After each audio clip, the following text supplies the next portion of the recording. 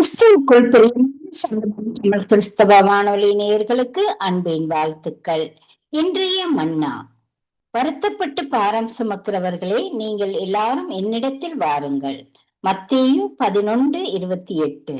பிரியமானவர்களே, கர்த்தர் சொல்லுகிறார், வருத்தப்பட்டு பாரம் சுமந்து அலைந்து கொண்டிருக்க வேண்டாம், என்னிடம் வாருங்கள். நோயினாலும் வியாதியினாலும் துக்கப்பட்டு கவலையோடும் கண்ணீரோடும் வாழ வேண்டாம். என் பாரத்தை எங்கே இறக்கி வைப்பேன் என்று கலங்கி தவிக்க வேண்டாம். என்னிடத்தில் வாருங்கள் என்று அன்போடு இயேசு கிறிஸ்து இருகரம் நீட்டி அழைக்கின்றார். நிச்சயமாகவே அவரிடத்தில் இளைப்பாறுதல் உண்டு. அவர் ஏற்கனவே நம்முடைய துக்கங்களையும் வேதனைகளையும் நோய்களையும் பலவீனங்களையும் சிலுவையிலே சுமந்து தீர்த்ததுதான். வருத்தப்பட்டு வேதனை அனுபவித்ததினாலே நம்முடைய வருத்தங்களையும் வேதனைகளையும் நன்றாக அறிவார். அதை நீக்கவும் வல்லவராய் இருக்கின்றார். இயேசுவிடம் வாருங்கள். உள்ளம் உருகி அழைக்கின்றார். உங்கள் காயங்களுக்கு கட்டுப்போட்டு கருத்தாய் உங்களை விசாரித்து அன்போடு தழுவிக்கொள்ள ஆண்டவர் இயேசு இருக்கும் பொழுது நீங்கள் ஏன் கவலைப்படுகின்றீர்கள்? கவலைப்படாதீர்கள். கர்த்தர் உங்களை நிறைவாய் ஆசீர்வதிப்பாராக. ஆமென். God bless you. கிறிஸ்துவில் பிரியமானவர்களே, இந்த நாளுக்கென்று தேவன் நமக்கு அருளி இருக்கிற ஜீவ வார்த்தை நியாயாதிபதிகளின் புஸ்தகம் 6வது அதிகாரம் 23வது வசனம். உனக்கு சமாதானம், பயப்படாதே. எனக்கு அருமையான சகோதர சகோதரிகளே, இன்றைய நாளிலும் கர்த்தர் உங்கள் வாழ்க்கையில் உள்ள கண்ணீரின் நிலைகள் எவைகளாக இருந்தாலும் அவற்றை மாற்றி சமாதானத்தை அருளி செய்கிற நாளாய் வாக்கு பண்ணி உள்ளார். இன்றைக்கும் அநேகருடைய வாழ்க்கையில் அனுதினமும் இந்த பிரபஞ்சத்தின் லோகாதிபதியாகிய சத்ருவானவன் சமாதானத்தை குலைத்து போடும் பொருட்டு யாரை விழுங்கலாம் என வகை தேடி சுற்றி கொண்டிருக்கிறான். இதில் யாரும் தப்புவதற்கு இல்லை. அனைவரும் ஏதோ ஒரு சூழ்நிலையின் நிமித்தமாய் சமாதானத்தை இழந்தவர்களாய் காணப்படுகிறோம். ஆனாலும் நம்முடைய ஆண்டவர் சமாதானத்தின் தேவன் என்ன நாமமுடையவர் இந்த உலகிற்கு வந்ததே சமாதானத்தை கொடுக்கவே என்றபடியினால் சத்ருவின் பிடியிலிருந்து நம்மை அனுதினமும் காப்பாற்றுகின்றார். வசனம் இப்படியாக சொல்லுகிறது, உலகம் கொடுக்கிற சமாதானத்தை அல்ல, என்னுடைய சமாதானத்தையே கொடுக்கிறேன் என்கிறபடியினால் இன்றைக்கு நீங்கள் எவைகளிலெல்லாம் சமாதான குறைவுகளோடு எதிர்பார்த்திருக்கிற நன்மைகள் ஆசீர்வாதங்களை காண முடியாதபடி காணப்படுகிறீர்களோ அவற்றில் இன்றைக்கு உங்களுக்கு சமாதானத்தை அருளி செய்கின்றார். வார்த்தையை விசுவாசியுங்கள், சமாதானத்தை காண்பீர்கள். இன்றைக்கும் நாம் மார்க் எழுதின சுவிசேஷம் 5வது அதிகாரத்தை வாசிக்கையில் அங்கே 12 வருடமாய் பெரும்பாடுள்ள ஒரு ஸ்திரீயை குறித்து பார்ப்போமானால், அவள் தன்னுடைய வியாதியிலிருந்து விடுதலை பெற வேண்டியும் வேதனை நீங்கி சுகமாய் இருக்க வேண்டியும் தன்னிடம் உள்ள ஆஸ்திகள் எல்லாவற்றையும் வைத்தியர்களுக்காக செலவழித்தாள். ஒன்றுமில்லாத நிலைக்கு தள்ளப்பட்டவள் இயேசுவை விசுவாசித்தாள். எப்படி என்றால், தான் தீட்டுள்ளவள் என்று சமுதாயத்தினால் தள்ளப்பட்டவளும் ஜனக்கூட்டம் இருக்கும் இடத்திற்கு தான் போவது என்பது அரிதான காரியம் என்பதாலும் அவள் இயேசுவை நாம் முகமுகமாய் பார்ப்பதற்கும் பேசுவதற்கும் கவலையை பகிர்ந்து கொள்வதற்கோ எந்த வழியும் இல்லை. ஆதலால் இயேசுவின் வஸ்திரத்தின் ஓரத்தின் தொங்கலை தொட்டால் போதும், நாம் நிச்சயமாக சுகம் பெறுவோம் என்று விசுவாசித்தாள். தடைகளை உதறி தள்ளினாள், துணிந்து புறப்பட்டாள், சட்டங்களை உடைத்தாள், சூழ்நிலைகளை புறம்பே தள்ளினாள். தன் இருதயத்தில், செயலில், சிந்தையில், எண்ணங்களில் தான் முடிவெடுத்த காரியத்தையே நிலைநிறுத்தி செயல்பட்டாள். இயேசுவின் வஸ்திரத்தை தொட்டாள். இயேசுவிலிருந்து வல்லமை புறப்பட்டது. அற்புத சுகத்தை பெற்றுக்கொண்டாள். அதோடு மட்டுமல்லாமல் அவள் வேண்டிக் கொண்டதற்கும் நினைத்ததற்கும் அதிகமாய் பெற்றுக்கொண்டது என்னவென்றால், இயேசுவிடமிருந்து புறப்பட்ட ஜீவ வார்த்தையாகிய, மகளே, உன் விசுவாசம் உன்னை ரட்சித்தது, நீ சமாதானத்தோடே போய் உன் வேதனை நீங்கி சுகமாயிரு என்ற வார்த்தைகளையும் கேட்க செய்தது அவளின் விசுவாசம் என்பதை நாம் வாசித்தருகின்றோம். எனக்கு அருமையானவர்களே, இன்றைக்கு நீங்களும் கடந்து போகின்ற சூழ்நிலைகள் கூட பெரும்பாடுள்ள ஸ்திரீயைப் போல அநேக வழிகளில் சமாதானத்தை இழந்தவர்களாய் காணப்படலாம். அவள் இழந்த சமாதானம் பொருளால், சரீர பலவீனத்தால், சமுதாயத்தினால், தனிமையாக்கப்பட்ட நிலையினால், சட்டத்தின் கடினத்தால் என்று. ஆனாலும் இவை எல்லாவற்றையும் இயேசு என்ற உன்னத வார்த்தையை விசுவாசித்தபடியினால் சூழ்நிலைகள் அவளுக்கு பெரிதாக தெரியவில்லை. இழந்த சமாதானத்தை குறித்து கலங்கவில்லை. தான் நிச்சயமாக இரட்டத்தனையாய் பெறுவோம் என்று விசுவாசித்தபடியினால் 3000 ஆண்டுகளாக அவள் பேசப்பட்டு வருகின்றாள். ஆகவே இன்றைக்கு நீங்களும் கூட உங்களின் சூழ்நிலைகளை குறித்த சிந்தனையை தள்ளி வைத்துவிட்டு உங்களில் இருக்கிற இயேசு பெரியவர் என்பதையும் அவராலே செய்யக்கூடாத அற்புதமான காரியங்கள் ஒன்றுமில்லை என்பதை விசுவாசிப்பீர்களானால் இன்றைக்கு நீங்கள் இழந்த சமாதானத்தை இரட்டத்தனையாய் பெற்றுக்கொள்வீர்கள். வார்த்தையை விசுவாசியுங்கள், சமாதானத்தை காண்பீர்கள். அமேன். இன்றைக்கும் இந்த வார்த்தைகளை கேட்டுக்கொண்டிருக்கின்ற உங்களில் யாரேனும் உங்களின் பாவங்களுக்காக மரித்து உயிர்த்தெழுந்த இயேசுவை அறியாமலும் விசுவாசியாமலும் இருப்பீர்களானால் இன்றைக்கு உங்களை ஒப்பு கொடுத்து விசுவாசியுங்கள். உங்களின் பாவங்களும் மன்னிக்கப்பட்டு விடுதலையாகி ஆசிர்வதிக்கப்படுவீர்கள். இந்த வார்த்தைகள் மூலமாக கர்த்தர் இன்று உங்களை ஆசீர்வதிப்பாராக. ஆமேன்.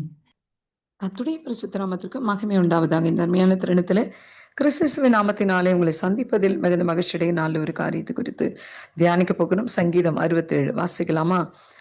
67 3வது வசனம். தேவனே, ஜனங்கள் உம்மை துதிப்பார்களாக, சகல ஜனங்களும் உம்மை துதிப்பார்களாக. ஆமென். அல்லேலூயா. கர்த்தருடைய பிள்ளைகளே, ஜனங்கள் துதிப்பார்களாக, சகல ஜனங்களும் துதிப்பார்களாக. துதியை குறித்து கர்த்தருடைய ஆவியானவர் இங்கு எழுதி வைத்திருக்கிறார் சங்கீதத்தின் வழியாக. துதி என்றால் என்ன அப்படின்னு பார்த்தீங்கன்னா, கர்த்தரை புகழ்ந்து பாடுவது இல்லைங்களா, புகழ்ந்து பேசுவது, அதான் துதி. அவரை புகழ்ந்து நம்ம சொல்றதுதான் துதி என்று சொல்லப்படுகிறது. அப்ப இந்த உலகத்துல நமக்கு என்ன ஒரு விஷயம் வேணும்னா, மனுஷனை புகழ்ந்து பாடுறதை விட்டுட்டு, மனுஷனை புகழ்ந்து அவங்களுடைய பிரஸ்தாபங்களை சொல்றதை விட்டுட்டு, தேவாதி தேவனை, வானத்தை பூமி உண்டாக்கின சர்வலோகாதிபதியை நம்ம துதிக்கிறது ரொம்ப நல்லது. அப்ப ஜனங்கள் உம்மை துதிப்பார்களாக அப்படின்னா யாருங்க? இந்த இடத்துல ஜனங்கள் அப்படின்னா இஸ்ரவேலரை குறிக்கிறது. ஜனங்கள் அவங்கதான், அவருடைய ஜனங்கள். ஏன் ஆண்டவர் ஜனங்களை உண்டாக்கினார்? என் ஜனங்கள் என் துதியை சொல்லி வருவார்கள். அதுக்காக தான் ஜனங்களை உண்டாக்கினார். ஜனங்கள் உண்டாக்கப்பட்டதுக்கு மெயின் ரீசன் இதுதான், அவருடைய துதியை நம்ம சொல்லி வருவோம் அப்படின்ற நோக்கத்தோடு தான் உண்டாக்கினார். அப்ப ஜனம் என்பது யாரை குறிக்கிறது? இஸ்ரவேலரை குறிக்கிறது. அப்புறம் சொல்றாரு, சகல ஜனங்களும் உம்மை துதிப்பார்களாக. சமாரியா ஸ்திரீ கிட்ட சொன்னாங்கல்ல, அன்று சொல்றாரு, எங்கும் தொழுது கொள்ளும் காலம் வரும் அப்படின்னு சொன்னார் பாருங்க. அந்த மாதிரி சகல ஜனங்களும் உம்மை துதிப்பார்களாக. இன்னைக்கு நீங்களும் நானும் துதிக்க முடியுமா? அப்படி ஒரு நிலைமையில இருந்தோமா? இல்லவே இல்லை. பாருங்க, அவங்களுக்கு மட்டும்தான் மெஸ்ஸியா அவர் வெளிப்பட்டார், அவங்களுக்காக தான் அவர் பிறந்தார், அவங்களுக்காக தான் நியாயப்பிரமாணம்.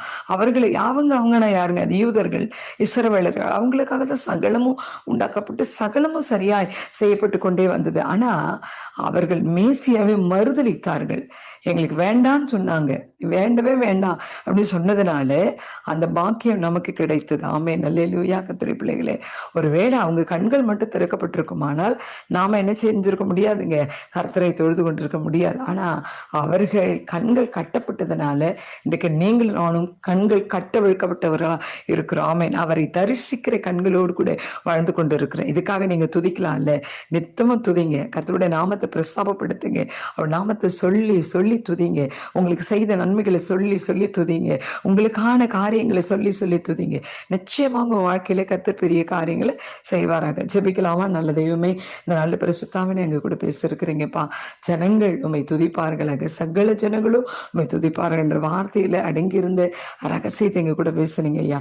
தொடர்ந்து ஆண்டவரே இதை கேட்க போகிற பிள்ளைகளை ஆசீர்வதி. கிறிஸ்துவின் நாமத்தில் ஜெபித்து ஒப்பு கொடுக்கிறோம் எங்கள் நல்ல பிதாவே. ஆமென். ஆமென். God bless you all. இன்றைய வேத வார்த்தை இன்றைய நாளிலும் 18ஆம் தேதி ஜூலை மாதம் 2026ஆம் ஆண்டு சனிக்கிழமை இந்த காலை வேளையிலும் கர்த்தருடைய வார்த்தை இந்த நாட்களிலே இப்படியாக சொல்லுகிறது. உபாகம புஸ்தகம் 2வது அதிகாரம் 7வது வசனத்தை இந்த நாட்களிலே நாங்கள் வாசிக்க கேட்போமா இருந்தால், கர்த்தருடைய வார்த்தை சொல்லுகிறது, உன் தேவனாகிய கர்த்தர் உன் கையின் கிரியைகளை எல்லாம் உன்னை ஆசீர்வதித்து வருகிறார். இந்த பெரிய வனாந்தர வழியாய் நீ நடந்து வந்திருக்கிறதையும் அறிவார். இந்த 40 வருஷமும் தேவனாகிய கர்த்தர் உன்னோடு இருந்து உன்னோடு இருந்தார், உனக்கு ஒன்றும் குறைபடவும் இல்லை என்று என்றார் என்று சொல்லி அந்த வார்த்தை இந்த நாட்களில் சொல்லுகிறதை பார்க்கிறோம். நம்முடைய தேவனாகிய கர்த்தர் நம்மோடு கூட இருந்து நம்முடைய கையின் கிரியைகளை இந்த நாட்களில் ஆசீர்வதித்து நடத்துகிறதை இந்த வார்த்தை ஊடாக இன்றைக்கு நாங்கள் காணக்கூடியதாக இருக்கிறது. அது மட்டுமல்ல, இந்த பெரிய வனாந்திரத்தின் வழியாக இஸ்ரவேல் ஜனங்களை இந்த நாட்களை நடத்தி வந்தவர் தேவன் 40 வருஷம் அந்த தேவனுடைய நடத்துதல் மத்தியிலே அந்த ஜனங்களுக்கு எந்த விதமான குறைவுகளும் இல்லாதபடி இந்த நாட்களில் தேவன் காத்தார் என்று சொல்லி இந்த நாட்களில் வேதம் சொல்லுகிறதை பார்க்கிறோம். அருமை பிள்ளைகளே, இன்றைய நாளிலும் கர்த்தருடைய நடத்தல் நமக்குள்ளே நம்முடைய குடும்பத்துக்குள்ளே இருக்குமா இருந்தால் எந்த விதமான குறைவுகளும் இந்த நாட்களில் ஏற்படாது என்பதைத்தான் இந்த வார்த்தை ஊடாக பார்க்கிறோம். சிங்கக்குட்டிகள் தாட்சி அடைந்து பட்டினியாக இருக்குமா? ஆண்டவரை தேடுகிறவர்களுக்கோ ஒரு நன்மையும் குறைவுபடியாதாம் என்று கர்த்தருடைய வார்த்தை இந்த நாட்களில் நமக்கு சொல்லுகிறதை பார்க்கிறோம். அப்படியானால் இங்கே தேவனுடைய நடத்தலுக்குள்ளே நாங்கள் இந்த நாட்களில் நம்மை ஒப்புக் கொடுக்க வேண்டும். அந்த வேளையிலே தான் தேவன் இந்த நாட்களில் நம்மை இந்த நாட்களில் சரியாகவும் சீராகவும் இந்த நாட்களிலே நடத்தி வருவார் என்பதைத்தான் இந்த வார்த்தை ஊடாக இந்த நாட்களை பார்க்கிறோம். இஸ்ரவேல் ஜனங்களை எப்படியாக அந்த 40 வருஷங்கள் அவளுக்கு ஒன்றுமே குறைவடையாதபடி இந்த நாட்களில் பாதுகாத்த தேவன் இன்றைக்கு நம்மையும் இந்த நாட்களிலே அப்படியே நடத்த தேவன் வல்லவராயிருக்கிறார் என்பதைத்தான் இந்த வார்த்தைகளூடாக வாக்குத்தத்தங்களூடாக இன்றைக்கு நாங்கள் காணக்கூடியதாக இருக்கிறது.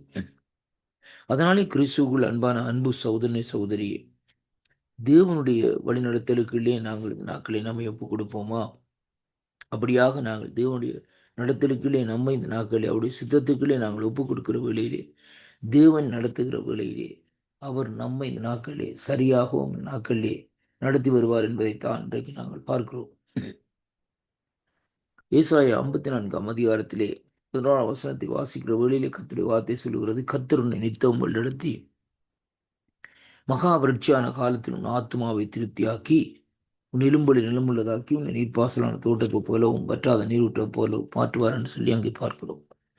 அப்படியானால் தேவன் நம்மை நித்தமும் இந்த நாட்களிலே நடத்துவதற்கு அவருடைய கரத்திலே இந்த நாட்களை நாங்கள் ஒப்புக் கொடுக்க வேண்டும். அப்படி நாங்கள் ஒப்புக் கொடுக்கிற வழியிலே தான் தேவன் நம்மை இந்த நாட்களிலே நடத்துவார் என்பதைத்தான் இன்றைக்கு நாங்கள் பார்க்கிறோம்.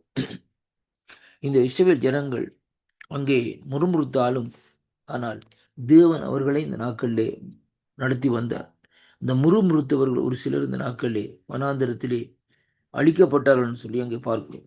அதனாலே கிறிஸ்துவுக்குள் அன்பான அன்பு பிள்ளைகளே, தேவனுடைய வழிநடத்தலுக்குள்ளே நாங்கள் நம்மை ஒப்பு கொடுத்து எந்த விதமான முறுமுறுப்புகளும் இல்லாதபடி இந்த நாட்களிலே தேவனுடைய சித்தத்தின்படி இந்த நாட்களை நாங்கள் நடத்த விட்டு கொடுத்த நாட்களில் வருவோமாயிருந்தால் கர்த்தர் நம்முடைய வாழ்க்கையிலே மகத்துவமான காரியங்களையும் அற்புதங்களையும் அவர் செய்ய வல்லவராயிருக்கிறார் என்பதைத்தான் இன்றைக்கு இந்த வார்த்தை ஊடாக நாங்கள் பார்க்கிறோம். அதனாலே அன்பு சகோதர சகோதரிகளே, இன்றைய நாளிலும் நம்முடைய வாழ்க்கையை நம்ம இந்த நாட்களிலே தேவனுடைய கரத்துக்களில் இந்த நாட்களை ஒப்பு கொடுப்போம்.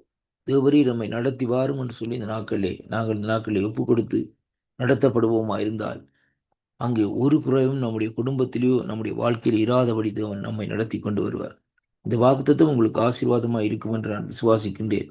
கர்த்தருடைய வழிநடத்தலுக்குள்ளே உங்களை ஒப்பு கொடுங்கள். ஒப்பு கொடுக்கிற வேளையிலே தேவன் தாமே உங்களுக்கு கூடியிருந்து ஆசீர்வதித்து நடத்துவார். ஆமேன். கர்த்தாவே, இந்த வேளையிலும் இந்த வாக்குத்தத்தங்களை கேட்கிற ஒவ்வொரு பிள்ளைகளையும் நீர் இந்த நாட்களில் அவருடைய விசுவாசங்களை வர்த்திக்க பண்ணி அவள் நடத்தும்படியாக உங்களுடைய கருத்துக்களை இந்த நாட்களை ஒப்புக் கொடுக்கிறேன். வாக்குத்தத்தங்கள் ஒவ்வொன்றும் ஆண்டவரே விசுவாசிக்கிற வேளையிலே அந்த விசுவாசத்தின் ஊடாக தேவரே உங்களுடைய கரம்தானே கூடியிருந்து அற்புதமான காரியங்களை செய்தருளும்படியாக இயேசு கிறிஸ்துவின் நாமத்திலே வாழ்த்தி ஆசீர்வதிக்கிறேன். கர்த்தருக்கு மகிமை உண்டாவதாக. கர்த்தர் தாமே உங்களை ஒருவரையும் நடத்துவார் என்று அவருடைய கருத்துக்களை ஒப்புக் கொடுப்போம். இயேசுவின் நாமத்திலே ஆமேன், ஆமேன், ஆமேன்.